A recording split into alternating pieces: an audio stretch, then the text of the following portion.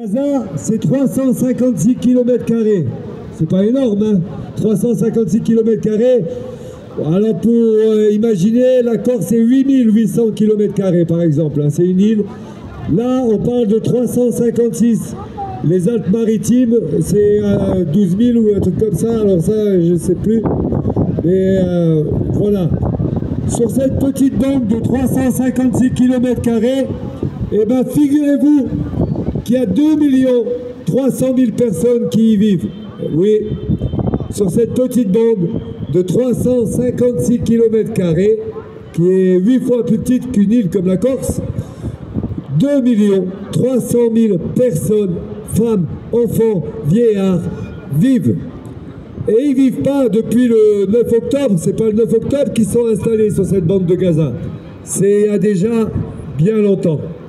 En réalité, c'est pas en 1945 ou en 58, c'est en 1967, où suite à la guerre qu'il y a eu, la guerre du Kippour, eh ben, on a réduit la zone palestinienne encore à peau de chagrin. Et malgré des accords de l'ONU et des accords d'Oslo et tout qui disaient ben non, il faut vivre ensemble, on ne peut pas enlever un peuple qui vit sur son territoire, eh ben, ils ont appris à vivre sur cette petite bande de terrain. Alors tout le monde sera d'accord, et ça, voilà, nous le premier, que ce qui s'est passé, c'était le 7 octobre, c'était un vendredi soir, dans la nuit, c'est ignoble, abominable, intolérable. Et voilà, on ne peut pas se taire, bien entendu. Par contre, ce sont les coupables que l'on va rechercher. Ce ne sont pas les innocents. Parce que si vous allez rechercher les innocents pendant que les coupables se cachent et que vous massacrez 2 300 000 personnes sur 357 km en envoyant 200 tonnes de bombes, c'est à peu près ce que reçoit... Il y a beaucoup de pays qui sont en guerre, on ne va pas tout mixer, mais voilà, c'est énorme. C'est des centaines de tonnes de bombes par jour, jour et nuit. Mais pas seulement. Couper l'eau, l'électricité, les approvisionnements à 2 300 000 personnes. Qu'est-ce qui va se passer? Imaginez, simplement. Et quand vous imaginez et que vous fermez les yeux, vous savez que vous ne pouvez pas vous taire. Vous ne pouvez pas vous taire et laisser faire en vous taisant et en vous disant qu'après la pluie viendra le beau temps. Parce que maintenant, depuis 75 ans, eh ben, le beau temps, il ne vient pas. Et tout le monde est conscient, ici présent, que ce qui se passe à 4000 km d'ici, ça nous touche. Parce que quand vous dites que les méchants, c'est des musulmans, et quand vous dites que tout le monde est terroriste, eh ben, qu'est-ce qui se passe ici? Eh ben, on a peur les uns des autres.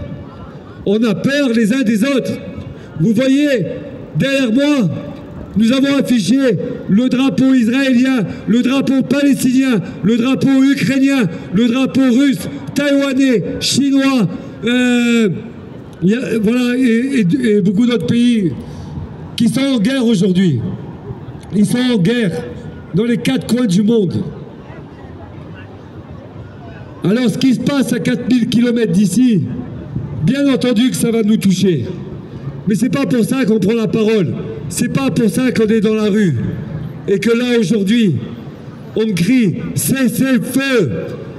Approvisionnez, remettez l'électricité, l'eau à la population. Cherchez les coupables. Laissez les innocents. Parce que si vous ne faites pas ça, c'est vous les coupables.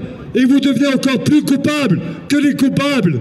Parce que c'est facile de dire œil pour œil, dent pour dent. Mais c'est ça la vérité. C'est œil pour œil, dent pour dent. C'est pas 2000 yeux pour 2 yeux ou 15 000 yeux pour 2 yeux. Alors cherchez les bons yeux et les bonnes dents déjà pour commencer.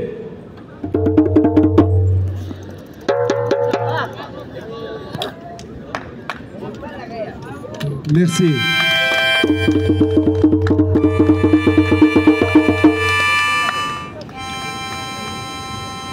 Une seule certitude, c'est qu'ici en France, nous avons la chance d'être un peuple mixé. la mixité.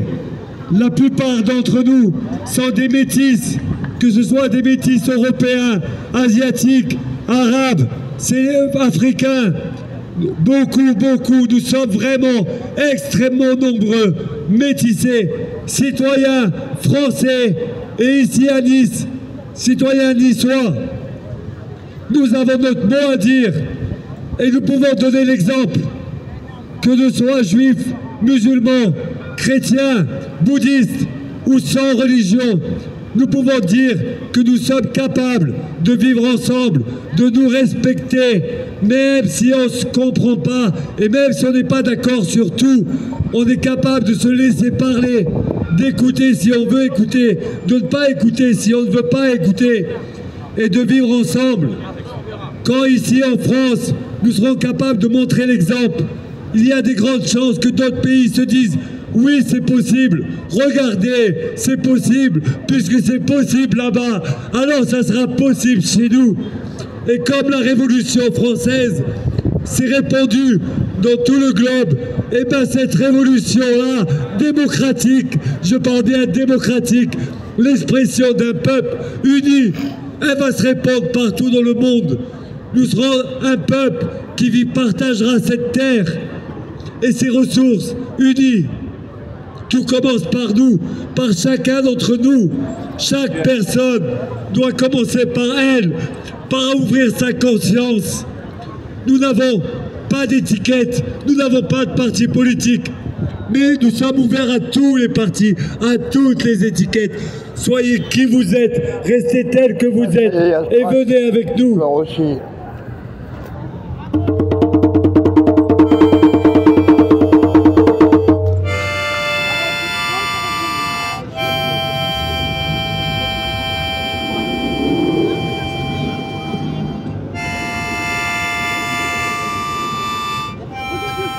Alors, ce que me dit cette dame, c'est que tout le monde il est beau, tout le monde il est gentil. C'est pas possible. Cette dame n'a pas tort. Cette dame n'a pas tort. Tout le monde n'est pas beau, tout le monde n'est pas gentil. Mais chacun peut le devenir. Chacun peut l'être. Tout dépend que de lui ou que de elle. Ça vient de nous. Notre enfance et notre vécu font de nous ce que nous sommes aujourd'hui. Mais quand nous sommes nés bébés, nous n'avions pas tout ça. Quand nous étions enfants, nous n'avions pas tout ça.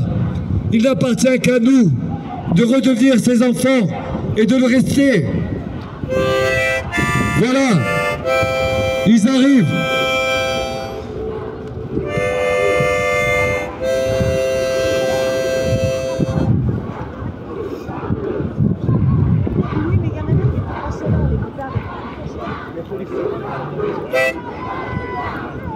Alors aujourd'hui, comme nous étions tous Charlots à une époque, nous sommes tous des Palestiniens, nous sommes tous des Palestiniens, nous sommes tous des Palestiniens, nous sommes tous des Palestiniens, nous sommes tous des Palestiniens, nous sommes tous des Palestiniens, nous sommes tous des Palestiniens,